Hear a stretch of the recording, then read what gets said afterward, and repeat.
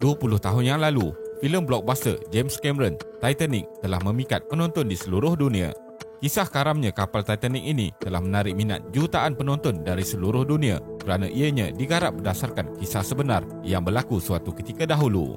Namun hanya kira-kira 10 tahun yang lalu, Robert Ballard yang merupakan ahli oceanografi menemui Titanic pada tahun 1985 mendedahkan kepada dunia bahawa beliau menemui bangkai kapal yang terkenal itu hasil daripada ekspedisi rahsia ketenteraan bersama pasukan tentera laut Amerika Syarikat.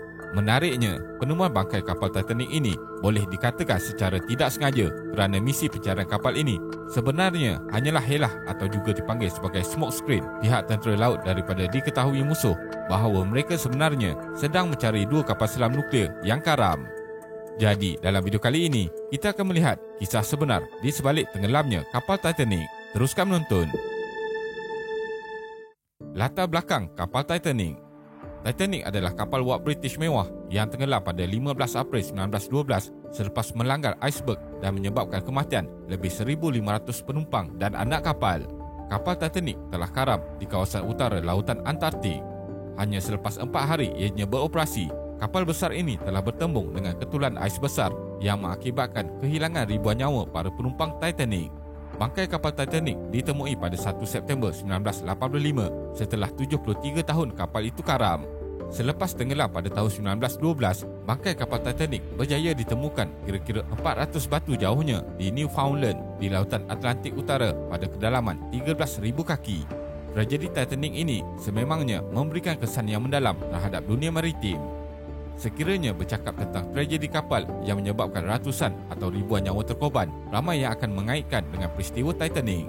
Titanic merupakan produk kapal yang melalui persaingan sengit antara syarikat perkapalan pada separuh abad ke-20.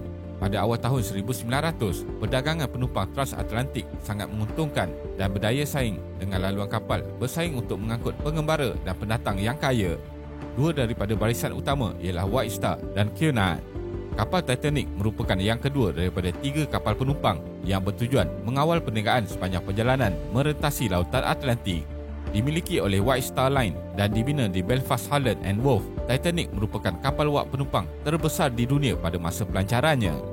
Semasa kapal ini melakukan pelayaran pertamanya, ia telah berlanggar dengan sebuah bongkar ais semasa waktu malam dan tenggelam sepenuhnya dalam tempoh 2 jam 40 minit kemudian. Bencana tersebut yang mengorbankan lebih 1,500 orang menjadikannya sebagai bencana laut terburuk pada abad itu, bahkan sehingga hari ini. Kejadian ini sangat mengejutkan, lagi-lagi dengan kelengkapan kapal Titanic yang dilengkapi dengan teknologi yang termaju serta anak kapal yang berpengalaman tinggi pada zamannya, sehingga ada yang menyangka bahawa kapal itu tidak mungkin tenggelam. Titanic yang digelar sebagai Millionaire Special dikemudi oleh Kapten Edward J. Smith yang juga dikenali dengan nama jolokan Millionaire Captain kerana popularitinya dalam kalangan penumpang-penumpang yang kaya. Pembinaan kapal Titanic. Selain hiasan, Titanic turut menampilkan restoran kelas pertama yang besar dan juga dilengkapi dengan 4 buah lift beserta kolam renang. Penginapan kelas keduanya adalah standing dengan ciri kelas pertama pada kapal lain, manakala tawaran kelas ketiganya pula walaupun sederhana tetapi masih sangat selesa.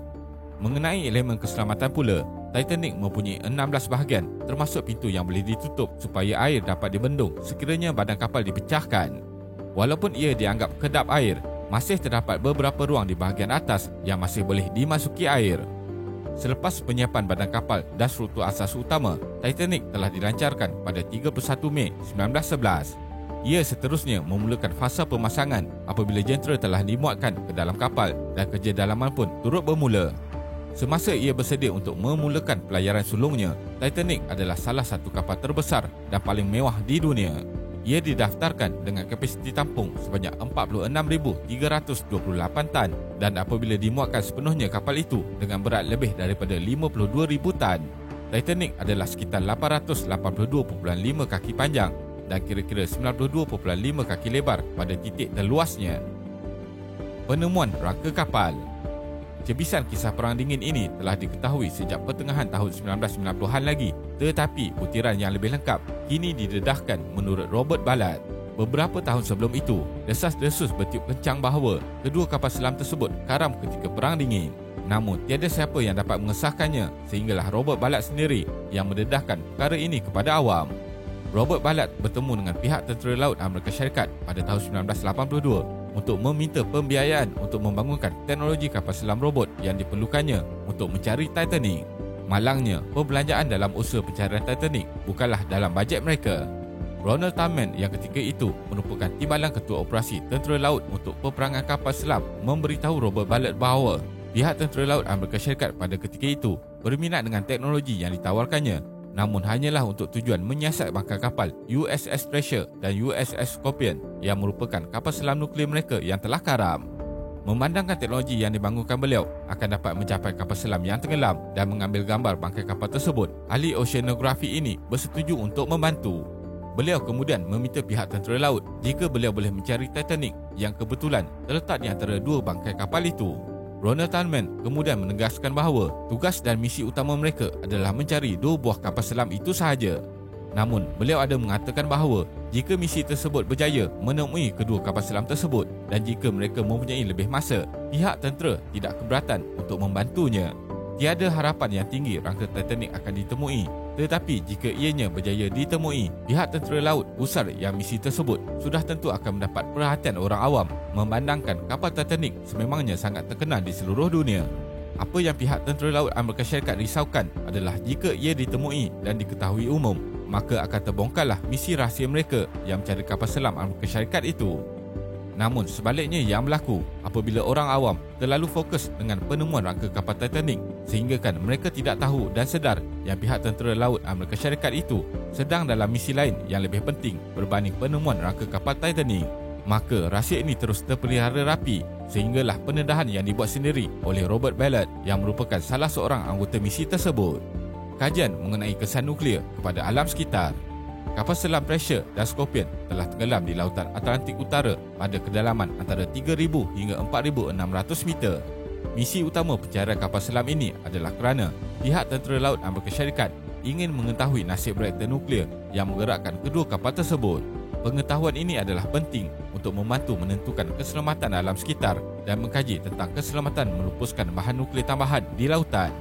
Pihak tentera laut juga ingin mengetahui sama ada terdapat sebarang bukti untuk menyokong bahawa kapal selam Scorpion telah ditembak oleh Soviet, dan akhirnya selepas penemuan kapal selam tersebut mendapati bahawa data yang dikumpulkan oleh Robert Ballard menunjukkan reaktor nuklear itu selamat di dasar lautan dan tidak memberi kesan kepada alam sekitar.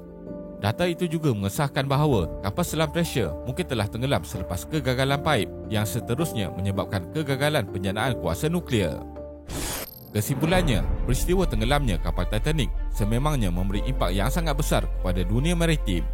Apabila berita mengenai malapetaka itu tersebar, ramai orang terkejut bahawa Titanic telah tenggelam dengan jumlah kematian yang begitu tinggi walaupun dilengkapi dengan teknologi yang maju. Terima kasih kerana menonton dan jangan lupa subscribe. Jumpa lagi.